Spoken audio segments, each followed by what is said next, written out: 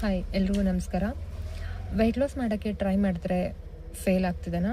ಇದಕ್ಕೆ reason body weak ಅಲ್ಲ, system wrong ಆಗಿದೆ. ತುಂಬ ಜನ ಏನು ಮಾಡ್ತಾರೆ ಅಂದರೆ ಸಡನ್ನಾಗಿ ಸ್ಟ್ರಿಕ್ಟ್ ಡಯಟ್ ಮಾಡೋದು. ಸೊ ಡಯಟ್ ಅಂತ ಸ್ಟಾರ್ಟ್ ಮಾಡಿದ ತಕ್ಷಣ ನೋ ರೈಸ್, ರೊಟ್ಟಿ, ಚಪಾತಿ, ಎಣ್ಣೆ ಎಲ್ಲ ಸ್ಟಾಪ್ ಮಾಡಿಬಿಡ್ತೀರಾ. ಇದರಿಂದ ಬಾಡಿಗೆ ಶಾಕ್ ಆಗುತ್ತೆ. ಬಾಡಿ ಏನು ಮಾಡುತ್ತೆ ಅಂದರೆ ಫ್ಯಾಟ್ ಬರ್ನ್ ಮಾಡಲ್ಲ, ಬಾಡಿ ಸರ್ವೈವಲ್ ಮೋಡ್ಗೆ ಹೋಗುತ್ತೆ. ಅದಕ್ಕೆ ಸ್ಟಾರ್ಟಲ್ಲಿ ವೆಯ್ಟ್ ಲಾಸ್ ಆಗುತ್ತೆ, ಆಮೇಲೆ ಸ್ಟಾಪ್ ಆಗಿಬಿಡುತ್ತೆ. ಇನ್ನೊಂದು ರೀಸನ್ನು, ನೀವು ಡಯಟ್ಗೆ ಫೋಕಸ್ ಮಾಡ್ತೀರಾ, ಆದರೆ ಸ್ಲೀಪ್, ಸ್ಟ್ರೆಸ್, ಹಾರ್ಮೋನ್ಸ್ ರೆಗ್ಯುಲೇಷನ್ ಅದೆಲ್ಲ ಏನೂ ನೋಡ್ಕೊಳ್ಳಲ್ಲ.